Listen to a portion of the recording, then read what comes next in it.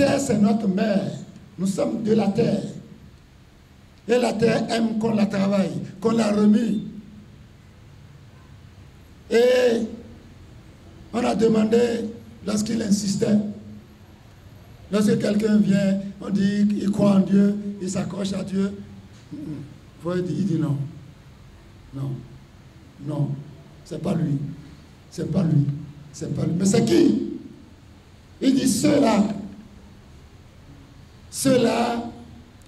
qui prennent un grain de maïs et qui mettent dans la terre sèche, sans pluie, et ils attendent que Dieu envoie l'eau.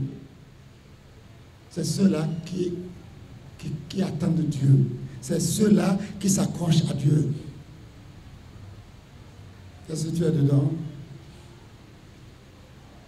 Ah, si tu n'es pas dedans, sois dedans. Mieux vaut tard que jamais. Mieux vaut tard que jamais. Parce que tel que la terre, malgré toutes les eaux qui descendent, se tarissent, il n'y a plus d'eau, tout est sec, la chaleur s'installe, on commence par crier où est l'eau, où est l'eau, où est l'eau. C'est ainsi que l'homme, oui, l'homme, aujourd'hui fort, capable. S'il crie, tout le monde tremble dans la maison. S'il ordonne, tout le monde court. Un jour, il va appeler, et celui qui est à côté de lui ne va pas entendre ce qu'il dit. On dit, papa, tu as dit quoi? Mais tu as dit quoi? Dis avec la main. Il va vouloir dire avec la main va refuser de monter. Tout va redevenir inutile. Les yeux ne vont plus voir, les oreilles ne vont plus entendre, la bouche ne peut plus parler, les pieds ne peuvent plus marcher, même le ventre ne peut plus manger. Ils sont tous fatigués. Oh oui. Ah, rappelle-toi de ça. Tout ce qui est en nous va se fatiguer un jour. Tout. Malgré les médicaments. Moi, j'en ai pris ce matin déjà. À partir de 60 ans, tu attends la mort dans 3 ans. Si 3 ans après, tu n'es pas mort, il faut l'attendre dans 70 ans. Si 70 ans, tu n'es pas mort, bon, il a mangé là. Mais rappelle-toi, Faiza Jaluhum, la yastakdimuna sa'a, wa la yastakhiru. Lorsque l'heure va sonner, il n'y a pas. Pourtant, il a prié avec nous. Pourtant, il a jeûné Ramadan. Il était avec Abdul Latif. Il était là, non? Dans son ensemble extraordinaire. Il est toujours mieux habillé que moi. Et je suis jaloux de lui. Où est-ce qu'il est maintenant? Il n'est pas là. Il est parti. Il est parti. On parle de lui parce qu'on sait qu'il a sa place ici. Il passe toujours par là pour entrer. Tous les anciens élèves ont fait son éloge. Mais moi, vous, quand, comment et où? Pour terminer,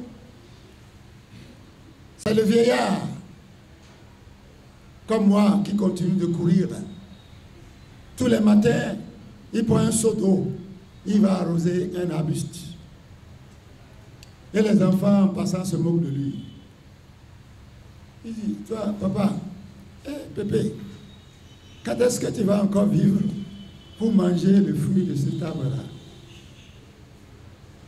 Vous savez ce qu'il leur a dit? Sans se fâcher.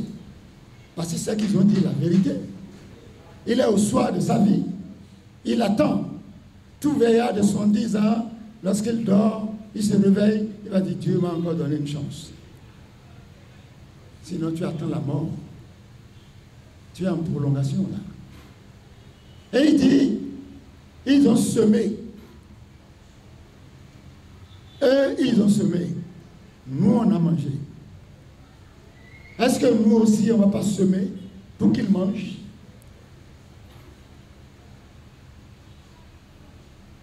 Tu ne le fais pas pour toi, mais tu le fais pour les autres. Plante un arbre, sème du maïs. Quand Ramadan vient, ouvre une boutique où les maïs sont distribués gratuitement. Si Tabaski vient, prends de l'argent, achète beaucoup de moutons que tu vas garder là pour la Tabaski. Et quand la Tabaski vient, tu les distribueras gratuitement. Tout ça, c'est une contribution. Ma Kelta, ma Labista, ma Tassatakta. Ce que tu as mangé, si c'est encore dans ton ventre, ce n'est pas encore pour toi. Il faut d'abord chier ça. Ce qui reste, ce n'est pas pour toi. Deux, ce que tu as porté et déchiré. Ce n'est pas les armoires qui sont pleines d'habits qu'on ne porte pas. Et quand on a un seul habit pour la prière, tous les jours.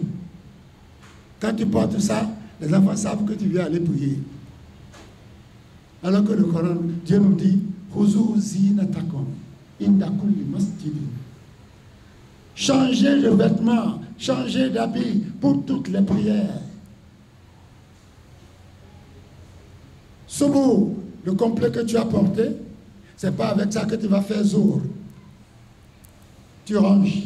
Quand Zour vient, tu vas prendre un autre. Quand tu finis, tu enlèves, tu ranges. Quand Asr vient, tu prends un autre. 5 fois par jour, tu te pars. Tu te fais beau. Devant qui? Devant Dieu. Pour prier.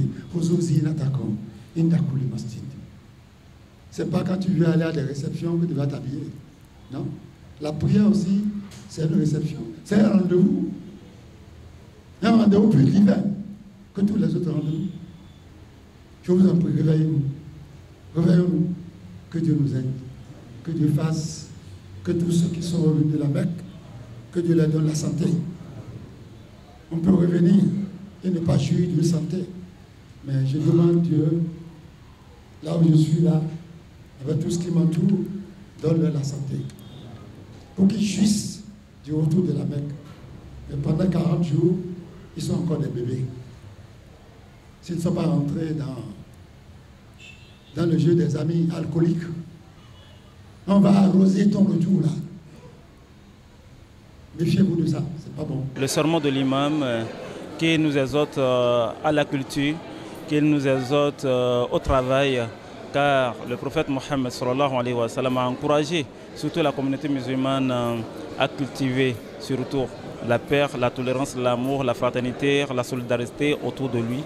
Et aussi, nous sommes actuellement dans une période de pluie.